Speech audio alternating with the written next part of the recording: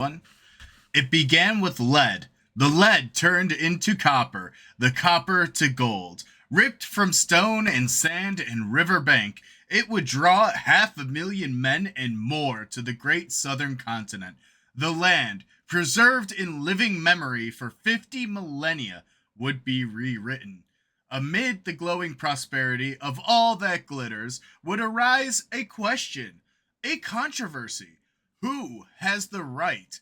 The backbone of Australia stands on a precipice with the nation's oldest inhabitants. These are the mines of Australia. For over 200 years, they have proliferated across the prison colony turned continental nation. This is their story. Hello and welcome to the Historical Humans Podcast. My name is Justin Woods, and I'm joined today by Coleman and Aaron Gilpin. And today we are exploring the mines of Australia. I'm sure this won't have horrible um lore to it. Australia has no hidden scary background details at all. This is the mining industry. It's known for its human resource allocation and its dedication to its labor force. Ominous. God, that lie hurt almost more than saying the British Museum is a good idea. Hey, I wonder if they've got anything from this area. I don't know. Maybe not. That would be interesting. But, Australia has been a mining colony since its inception. Yeah, the British showed up to this somewhat empty rock, and they're just like, yeah, I bet you there's good mining here. And they just started digging. And I just started digging. Yep. Yeah, the first fleet arrived in 1778. This was a group of 11 ships from England. They were sent to Australia, where they established Sydney. And within like 5 years, they were already mining coal. That's a really interesting thing to me, though, because obviously it would have been a priority for them to find it in Australia, but just the idea of having to prospect for it and end up discovering it, I'm sure if you know what you're doing and you know what you're looking for, there are easier ways to do it. But I would just be so dang lost trying to find like a brand new coal pocket that nobody knew about. In a place that's so inhospitable to humans as well. Literally everything is trying to kill you there. And part of why they were so quick onto coal in Sydney was because of how inhospitable the environment was. They needed something for interior heating, and wood wasn't cutting it. So they turned to burning the coal. And then coal became a whole, industry with the railroads and steam power. Wait, so coal becoming a thing is because of Australia? Well, no, they had been exploiting coal back in England when Australia was originally colonized. And unfortunately, that was one of the first things they also figured out about America, was those mountains over in Appalachia. Man, them's got some good mining. Yeah, it's just like the mining of coal in Australia does predate the major industrial revolution where coal becomes the de facto power source of everything. But at this point, they knew they could still burn it and use it. Yeah, they knew it was a valuable resource. They could burn it. It was more plentiful than wood, and they could export it back to Britain, which meant that Britain didn't, immediately condemn the colony. Because if you please the colonial overlords, you please them all. Yeah. Now, in Australia, there are 23 valuable minerals that are mined. And these are everything from coal to gold to sapphires to uranium. That Australia has a little bit of every rock on Earth, and every Are rock we on sure Earth Australia is from Earth? Are we sure that wasn't actually the thing that killed the dinosaurs? No, that hit Mexico, I think. It did. It No, hit it off the did. Yucatan. Yeah, but I'm just saying, like, seriously, because like Australia was once part of like Antarctica and South America at one point, Yeah, which explains the Pangea. marsupials everywhere. Oh no, even after Pangea, like Yeah, when it was its own thing.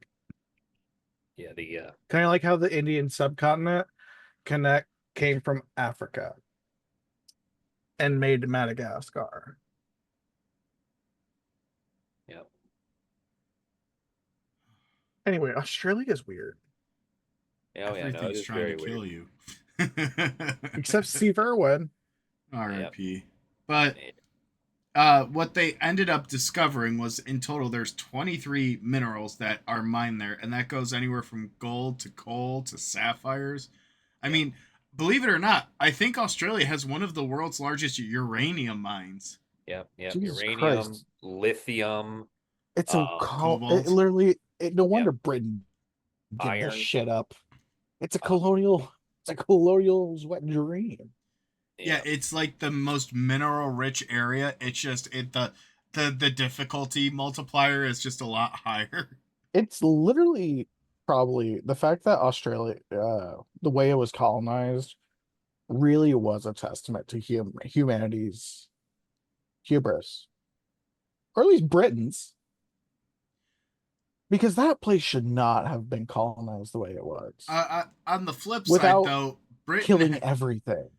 well, that's kind of the point, Aaron, is that's where they sent a lot of their prisoners because they used to send them to America to work in all the things here in America.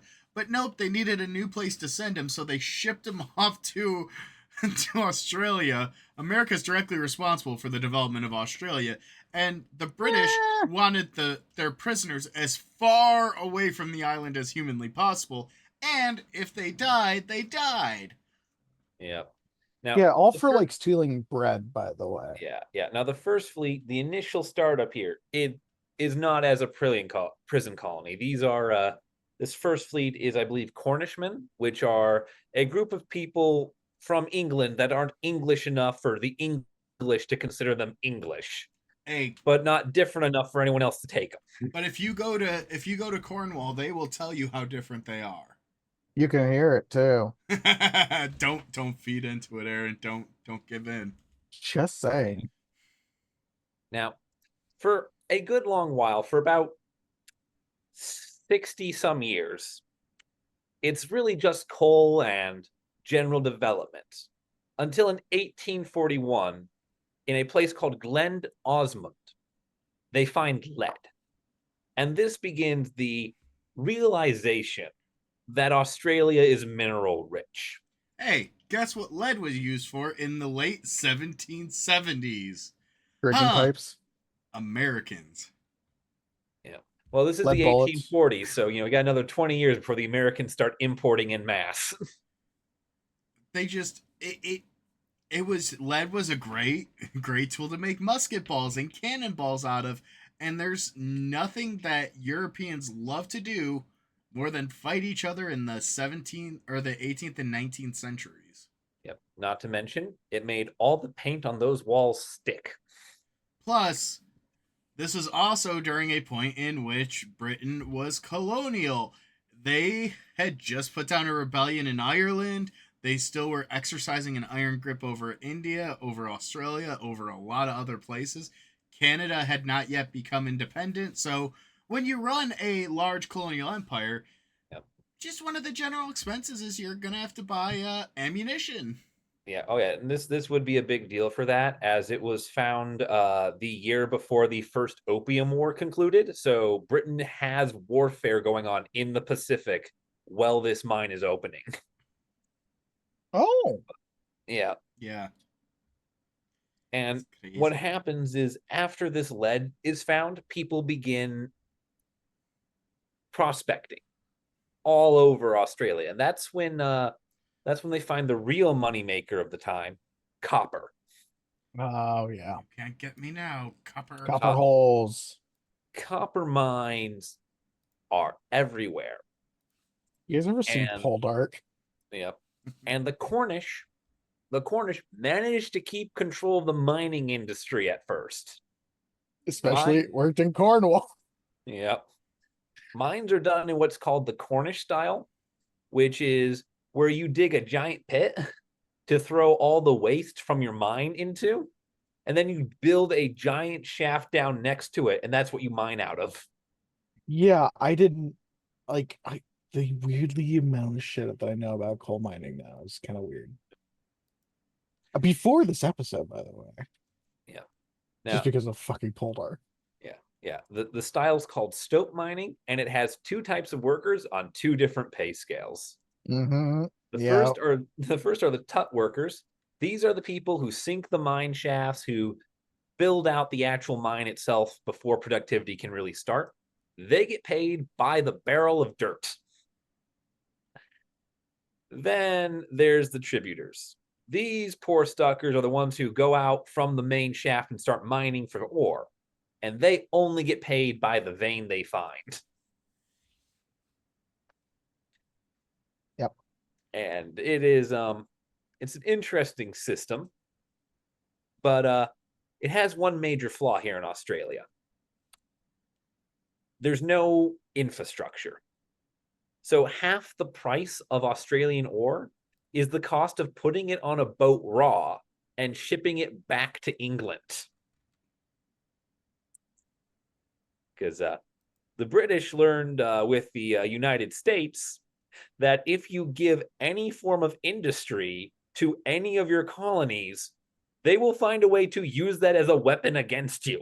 Yeah. And they did not want that on the prison. In the twice as far as way, like actually probably even 3 times as far. It is geographically on the opposite end of the earth. And like they crossed one ocean to get here and lost control of that. Yeah. They crossed 1, 2, 3, I think. Yeah. Yeah. Yeah, it's bad. Which is also impressive because Australia has had minor revolts, but there was never a major uprising.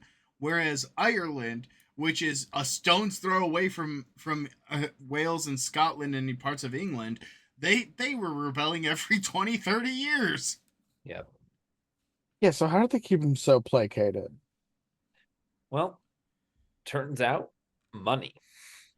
You see, by That's bastard. 1850, just 9 years after they start mining for metals, the ore that they're shipping out, despite the cost of shipping it to England, is super profitable. It's Australia's #1 export.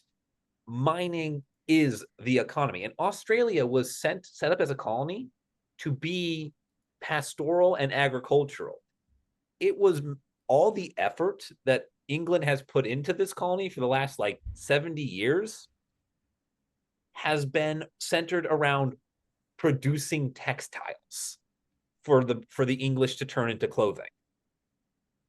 So they're outperforming decades of investment in 9 years. That's pretty good productivity. Yeah, so like it turns out when you pay people like a livable wage. Yeah. The only downside is they live in Australia. Yeah. Now they do pretty much die half the time. Like you get the money, but then it's like, do you live long enough to spend it?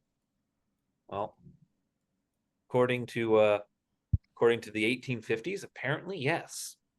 Because in the 1850s, right as Australia is kicking off and it's becoming very, very profitable, they find gold. And the gold rush of the 1850s begins. Australia gets a reputation for mineral wealth. And it just so happens that this is coming at the end of the California gold rushes. That's exactly what I was thinking about. All the Americans just starts coming over the horizon. Like they were all just like, damn, we didn't make it in time for California. What are we gonna do now? Did you hear about this place called Australia? Yeah. Yep. Now, And then so it turns out when you put a bunch of criminals who are mostly not actually probably English, but rather Irish, Welsh, Scottish, and then a bunch of Americans coming over in the 1850s, no wonder we got along really well because we all hated the fucking British. Yeah. Yeah, but the Australians are also one of the ones who never really revolted against the British. They were the ones placated. Them and Canada are like the only two I don't think British when colonies. does the Australian identity like first develop? I don't have that information. I presume it's Get in the formed comments. Get by in the comments, it it folks. it should have been formed by the early 20th century, given the distinctions made in British military tactics at Gallipoli and the North African front during World War II and World War One. I think it was pretty earnestly established by the 1820s, 1830s. It really did not take long. Yeah, yeah, yeah. But speaking of the 1820s, that's when gold is first found in Australia. It's found by a man named what is he called again? James McBride near Fish River outside of a place called Bathurst. And it's kind of forgotten about because it's such a minor find until the Americans. See, we get a man called Edward Hammond Hargraves. And Hargraves here, old Eddie, he gets an invitation to come and visit Australia because people are mining all sorts of metal, and he is a veteran of these California gold rushes, which are dying down. So he takes the gig, sails on over, goes to Bathurst, and just starts publishing about how much fucking gold there is. Because unlike McBride, he knows what he's doing. And so he finds where all the gold's coming from instead of just the part that's trickling down river occasionally. Oh my god, so these guys are mining basically the tillings, and this man just went upstream and was like, oh yes, I found Yeah. the source. Yeah, basically. Upstream. Yep. No, it can't be upstream. We always find the gold downstream. Yeah. This prompts a awesome Aussie on Aussie competition, as despite the finds being in Bathurst, the prospecting reveals that it's actually the province of Victoria, or I should say state of Victoria, that has all the gold. Oh. This was just a teaser taste. Yep. 500,000 diggers head to Victoria from 1850 to 1860. And the state of Southern Australia loses so much population and so much revenue that they start offering open bounties for people to stay. That's awesome. They will give 1,000 pounds to anyone who finds a gold mine in South Australia. That's actually not a terrible deal because at that point, £1,000 was worth like the modern equivalent of like 10 grand. Yep. 10, 15, 20 grand. Like it's a sizable amount even for a general person. Not to mention, should you be the one to find the gold mine, guess what you would also find yourself getting into? The gold. It's a win-win. Yep. Unless you and lose. This does result in a semi-famous mine called Jupiter's Creek. Oh, I think. Wait, I believe Jupiter's Creek is where the biggest gold nugget ever found was pulled out of. I believe you may be right about that. I didn't come across that in the R&D for this episode, but that seems pretty likely because during the 1850s, Australia produced 40% of the world's gold, which, given that prior to 1850 it produced 0%, is a big deal. Went from nothing to 2/5 overnight. I mean, yeah. So, of the biggest gold ever found, there is the Welcome Stranger that was found in Moligle, Australia, that was 173 pounds, and it was found 3 centimeters below the surface. The Welcome Nugget, which is found in Ballarat, Australia, that weighed 152 pounds. Yeah. Yeah, that's more than some humans. Yeah, no, this is insane. And then like number 7 through 10 is all Australia again. And we're looking at about 60 to 70 pounds for those. So hundreds and hundreds of pounds of gold coming out of Vic at that point. Yeah, Absolute insanity.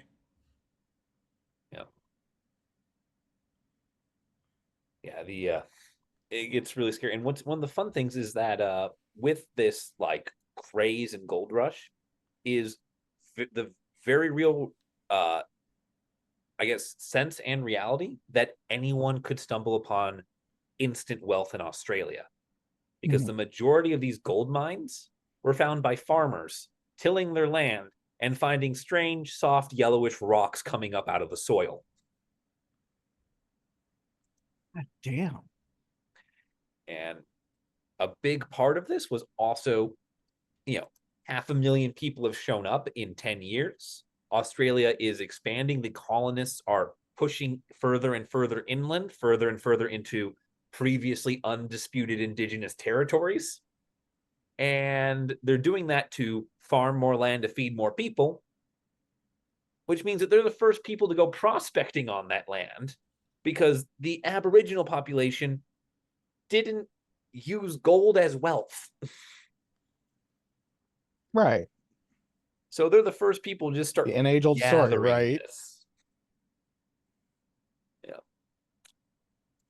Also, they had to maintain a certain status quo with a like percentage of exports to Britain based on their population.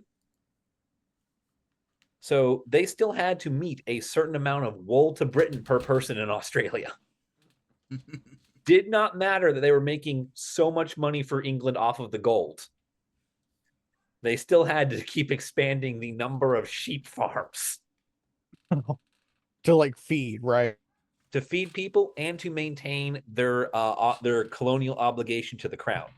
Because it turns out England doesn't care what other massive sources of wealth you bring it. You still have to meet that original quota in your founding charter, They which are meant that the just so Australians were still expected to be massive wool exporters. they were Oh. such creatures of habit. It's honestly amazing how they managed to be successful without being so inflexible. They did not budge for any. Yeah. Yeah.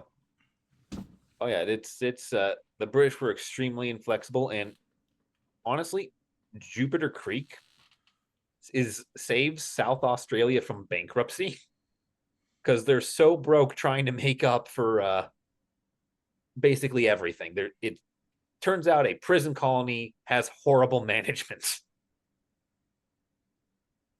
Yeah, I can see it. They're flat broke 80 years into this deal, and they barely survive because of Jupiter's Creek.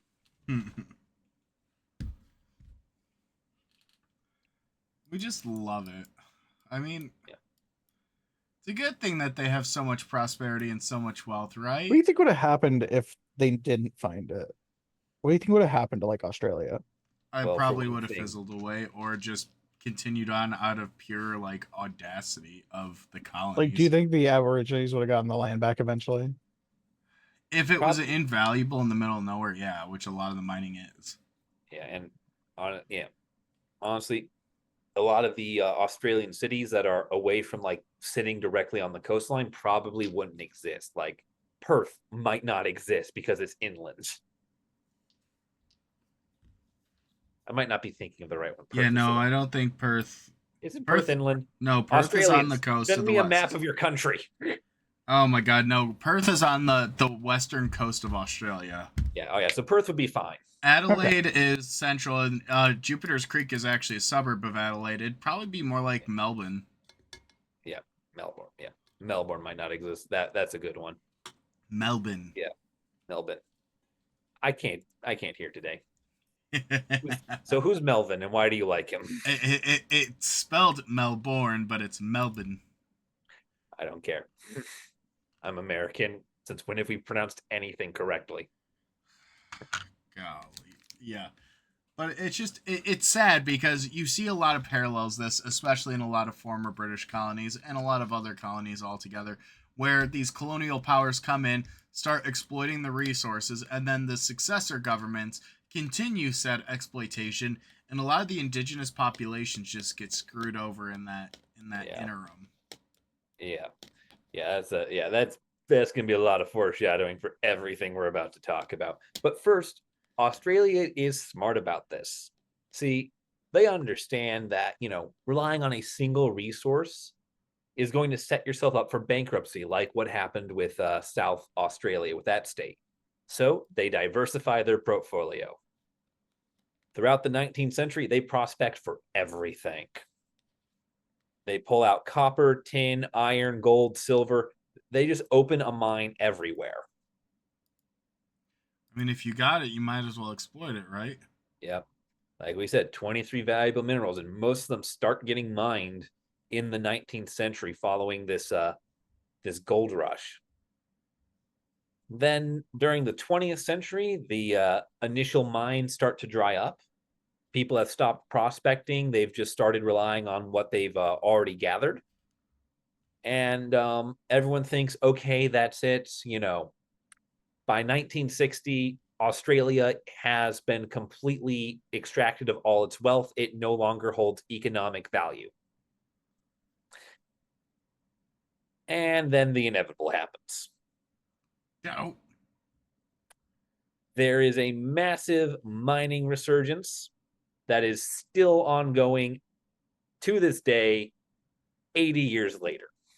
Yeah, no, you can see it. There's a lot of online videos of people talk about how they're going on like 5 6 week shifts to the mines, making like 10 grand, and then just rinsing and repeating and traveling, burning the money and returning to the mines. Yeah. Yeah, that is and it's all thanks to what is now known as Geoscience Australia, or as it was known back in the day, the Bureau of Mineral Resources. And the big thing from this was they started putting out incentivization to say, hey, find a new mine and the government will reward you. And find it they did. This actually led to the discovery of a lot of new metals for Australia. It's where people realized Australia had uranium, nickel, tungsten, and the source metals necessary to forge aluminum and titanium, both of which are incredibly hard to do. Lovely. So not only are they exploiting the traditionally wealthy minerals, they're also riding a wave of exploitation, which shows some level of importance, Yeah. and those items continue to go up in Oh yeah. necessity. Yeah, this Oh. this push Yeah. by Glad I didn't miss Geoscience anything. Australia. Except British exploitation. Yeah. Yep. Yeah. This push by Hell yeah. this push by Geoscience Australia, they create 350 mines that are still active. Just across the continent. Which, don't get me wrong, Australia is pretty big. 350 doesn't seem like a lot. But that's 350 that have more or less been in operation for 80 years. The lifespan of a mine is not that big. Yeah, usually So the you telling lifespan of the me, mine like, is the end of the exploitation period. oh my god, Australia is the land of dwarves. Diggy diggy hole. It's the best place Yeah. to be For- if you're a dwarf. That's why nothing phases them, because it's why do you fear it, you surface dweller? No wonder the British couldn't handle And I mean, it also ties into how every form of fantasy media. The elves are always British. but the dwarves are Australian. It's interesting too because it really makes up a large portion of Australia's economy to this day, where mining makes up about 13.6% of their total GDP and accounts for 75% of its exports, where Australia is currently the leading producer of lithium. And guess what lithium is used for? Everything from cell phones to other batteries. Like Yep. it's one of the most precious minerals right now. Yeah, this country basically owns the Energizer Bunny. if they turn against him, that rabbit is going to power down. Yikes. Yeah. And one of the things like this is a massive, massive economic source of basically Australian lifeblood. And yet between 58 and 79% of all mining operations are on lands with indigenous claims. The 58 is land that is confirmed to actually belong to indigenous people. And the remaining 21% to get you to 79 is land that the indigenous people claim is theirs, but the Australian government refuses to really acknowledge, and there's legal battles currently ensuing. God, that sounds like quite the parallel to America, where the That's the United British in States them. claims that they own the Black Hills, and the Black Hills is still claimed by the indigenous tribes. And can you guess what the Black Hills has a lot of? Listen, the Black Hills have clearly been American since ancient times. Otherwise, how would the faces of our presidents be there? It was a prophecy, as foretold. Yeah, That's a foretold from the prophecy Black of blowing it into one of the key Also, religious sites for the Lakota Sioux. also, I think we've talked about it before, but like the guy who built it was really weird. Yeah. It was like late 1800s America. Everyone was weird. Anyways, it's just Good point. another case where a successor government to a colonial power just resumes the same colonial behaviors on their own indigenous populations. And that goes even in Australia, where the exploitation of these resources that are on lands that are claimed, I guarantee you that had there not been such vast mineral wealth on those territories, they would not care as much about it, and they would say, "Okay, yeah, we'll set up an indigenous reserve for you." Yeah. Now, historically, the Aboriginal peoples have not received compensation for any mineral claims made on their lands. And there Typical. has recently been a push for Aboriginal interests in the life cycle of these mining projects. However, at this point, the Aboriginal people were starting from a major economic and political disadvantage, and a lot of the mining companies have paid handsomely to ensure it stayed that way. Naturally. Yeah. They're just to give all of you wonderful viewers a taste of what has happened, there is a place called Burrup Island. On this island, 10,000 ancient Aboriginal petroglyphs have been annihilated to mine the rock under them for minerals. I believe primarily iron ore, and this is just on one little island off the Australian coast. And for those of you who may not know what a petroglyph is, petro means stone, glyph means picture. It's literally a picture made of stones, oftentimes put in a shape to represent something or in a certain pattern. Yeah. And in this case, these mining companies were just stripping it all away so they could just mine the territories. Yeah. These are stone carvings. These are effectively cave paintings. This is very innate human creativity, and it is ancient, and it was just blown up because there was iron and nickel and Not various one. heavy metals under it. Legitimately, they were instead like looking at it, they weren't like, Jesus, like look at this cool shit. We can't destroy it, and they're just like, look, to hell, we got gold or iron. Yeah. Oh, that'd be a shame if something would happen to it. Yeah. Did you hear about the Schliemann fella who we don't talk about what is it, Heinrich Schliemann? Yeah. Like we don't talk about Schliemann. Yeah, you pronounce the first half. No. You pronounce the first half like it's the ketchup. Oh, that hurts to say. I'm choking myself on his name. I apologize.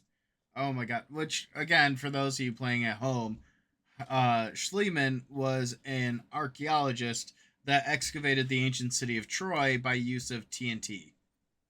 Yeah. Yeah. TNT. He literally dynamited historical artifacts to get to other artifacts quicker. The city had like eight or nine different layers, and he was trying to get to the bottom layer, so he literally blew up everything in Because between. he thought the bottom layer in Troy. Not any point did he think that Troy Would be existed true, before even the story. or might have existed after or during. It was really poor logic behind that one.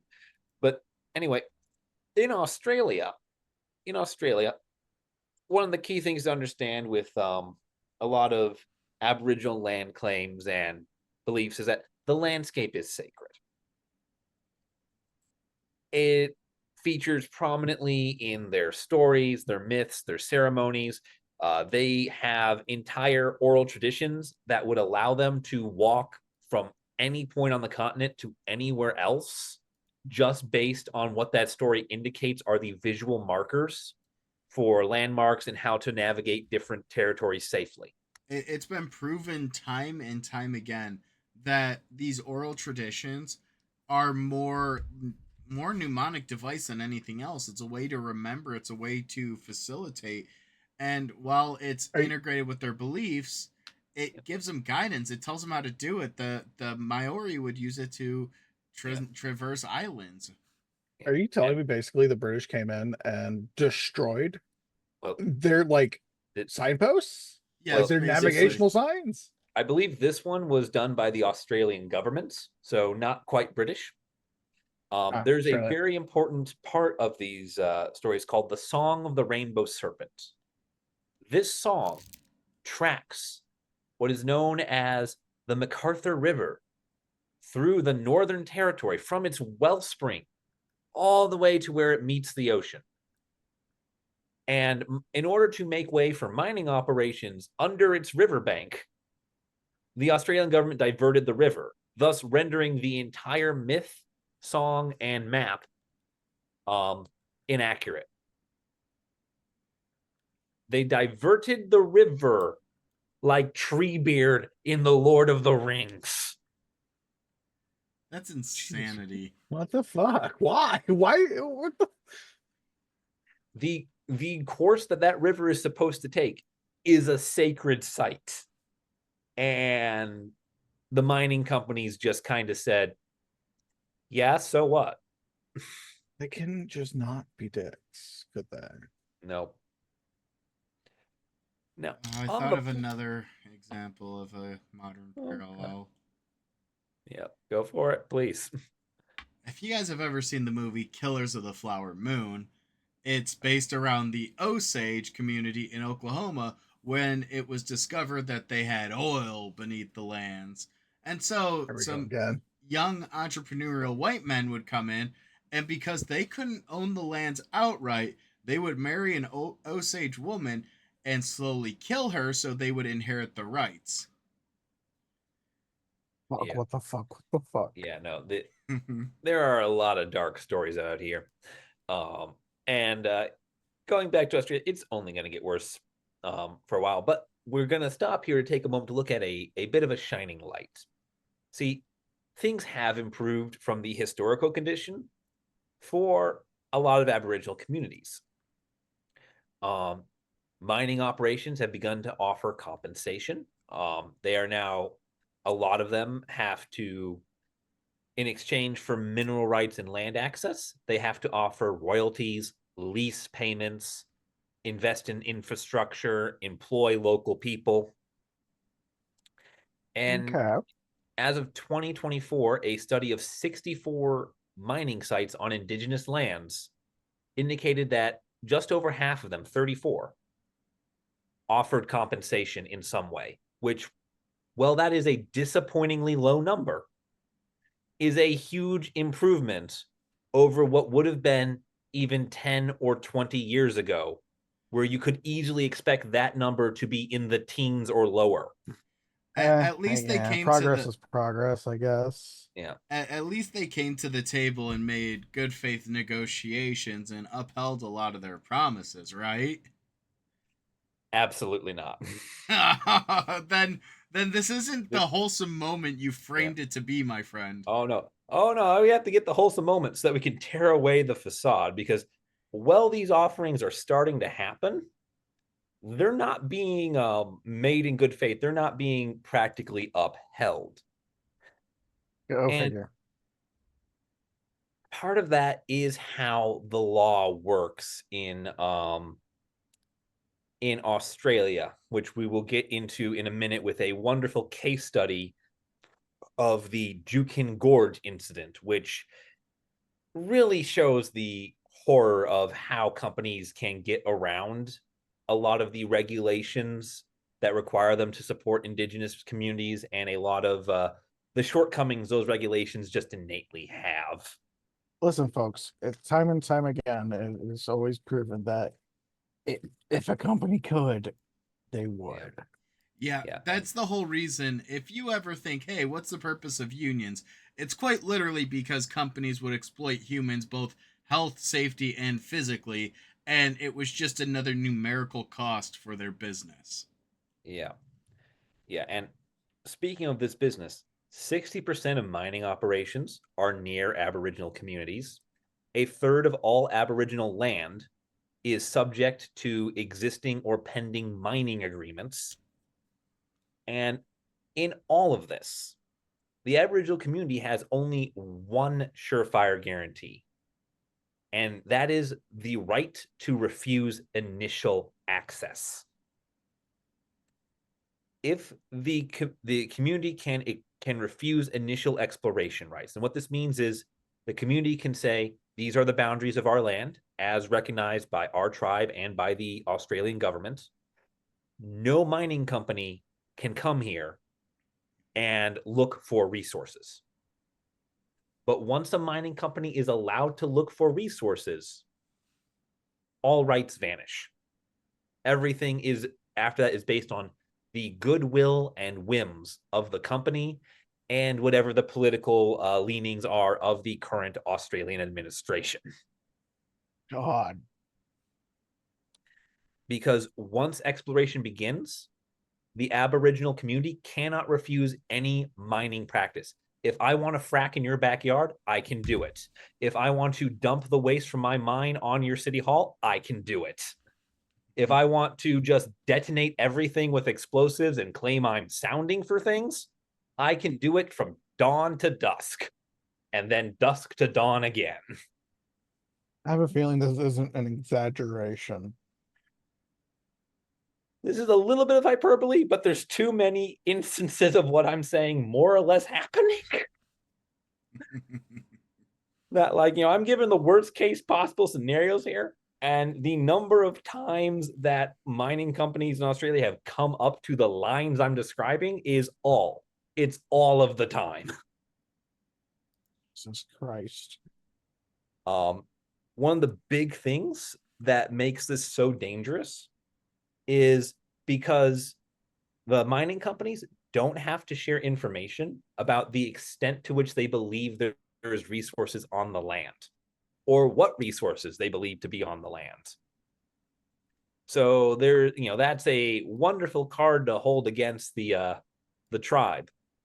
I'll give you 20,000 a year to let me look for resources on your worthless land. 2/3 of it is oil. And you know what? If we do find anything, we'll give you 2% whole. Yeah. Yeah. Now, the Aboriginal communities can seek compensation for damages through the Australian court system. So a lot of like dumping and things don't really happen anymore because that's just too easy of a lawsuit to lose. But it took until 2013 for an Australian court to side with an Aboriginal tribe over a mining company. It's the first ever ruling in their favor. And it was the first ruling to consider desecration as including violation of spiritual significance associated with the land. The company had extended its mining practices beyond what it had initially promised and had gone to some very extensive mining as it was technically allowed to do. However, it's not allowed to desecrate the land. And this was the first time the religious significance of the land was considered valid for desecration, which is really interesting. We can't desecrate the land, but the land itself cannot be considered holy and thus cannot be desecrated. You can see how they got away with that circular logic for a good long time. It's not fun. And even publicly identified sites are not given protection by mining companies or the government. And that's going to bring us to the Jukin Gorge incident. Oh, God. Which Australian courts are also notorious for being extremely biased and not upholding the best standards. Yeah. So I can't wait to hear what this case is. Yeah. So the Jukin Gorge incident is basically home to an Aboriginal rock shelter that the community that was tied to it traditionally identified publicly to the government, to the world, to the mining company that this is a sacred site.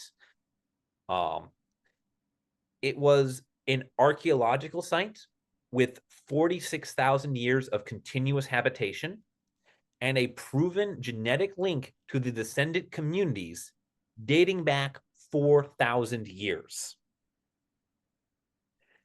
Meaning that they had proven that those people had lived on that land longer than any nation in Europe has existed. And they blew it up. Of course, because why would we stop in the way of a sacred cultural religious site if we could make profit? Yeah. In 2020, the Rio Tinto Mining Company decided to detonate the rock shelter because it was in the way of their iron mine. The Rio Tinto was sanctioned by the government to do this. They had the approval of the Australian government. And this approval was granted by one of the most horrendously biased heritage laws on earth. The 1972 Australian heritage laws, which were drafted to define what Indigenous communities couldn't sue mining companies over. Of course. It was written so that all these Aboriginal communities that in the 1970s, in this push for national identity, Indigenous culture identity, human rights. This is like Disney level, like Disney villain level shit. Yeah. Like I would expect Scrooge, like I would be expecting like Scrooge McDuck doing shit like this. I don't think Scrooge McDuck is that evil. I don't know. Maybe this is how Scrooge made his wealth. I think Mr. Burns would balk at some of these things. Yeah, at least he pays his workers a living wage. No, he runs a nuclear power plant. He's getting in on the Australian uranium. Yeah, he's benefiting imported from it. uranium. Yeah, he's guilty by association. All right, convict him off to juvie. Yeah. Basically, these laws were written to protect Australia's mining interests from the concept of the Aboriginal communities suddenly having legal rights and having a global stage on which to push for them.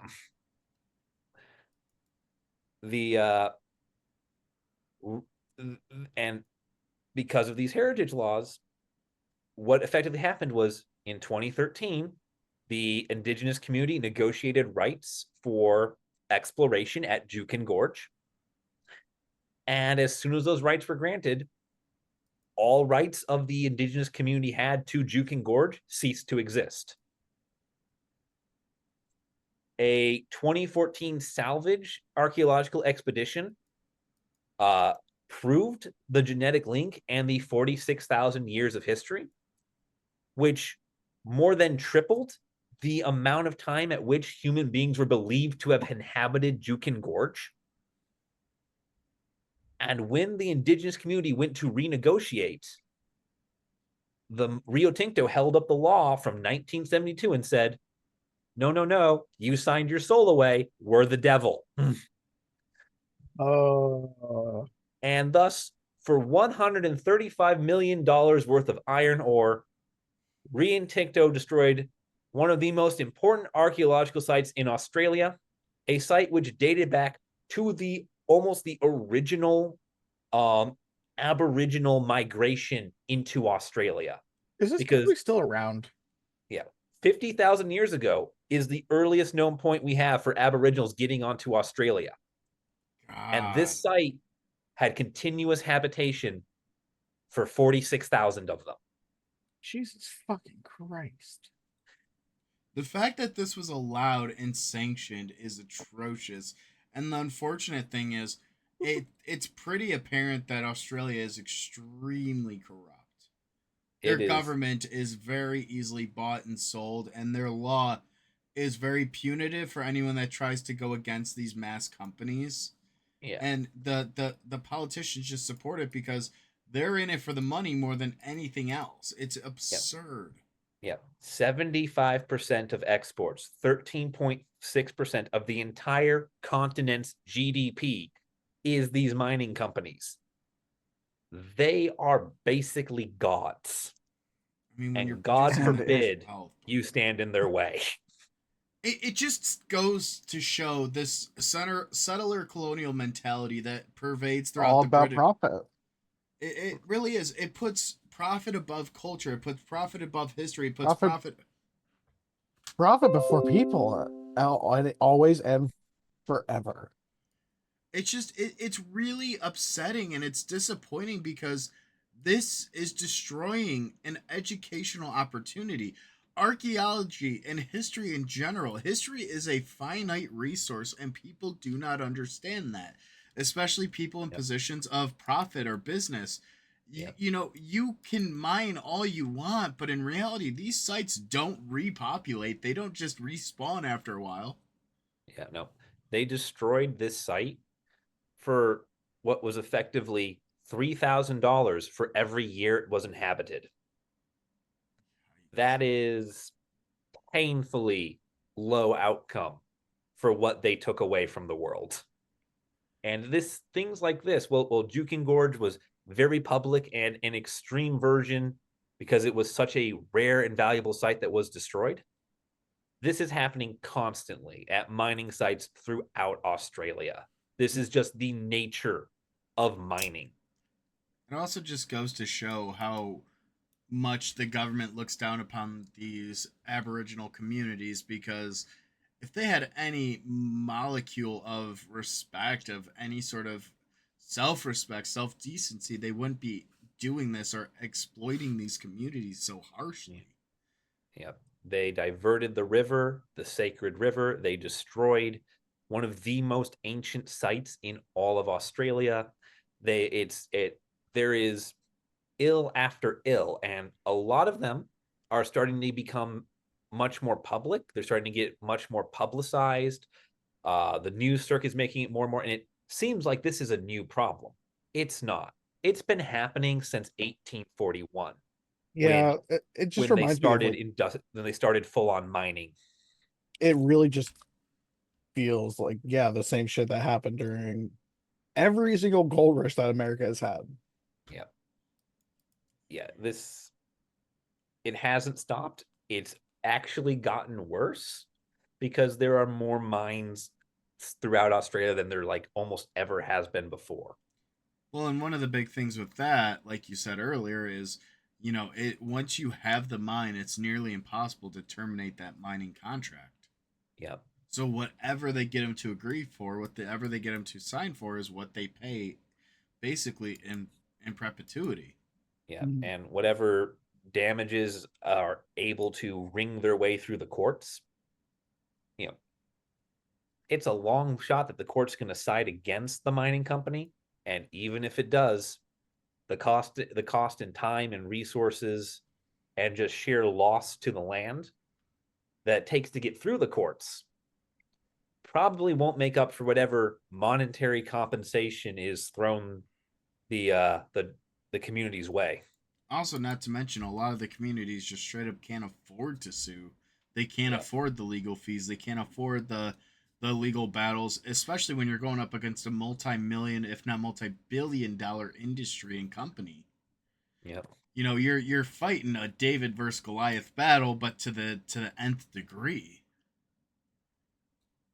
Yep. It's a depressing story, and it's really sad, but that's where you really have to try and enact meaningful change and get people in power that can make meaningful changes to the policy. But you're gonna have to move a mountain, quite Yeah. literally. Yeah.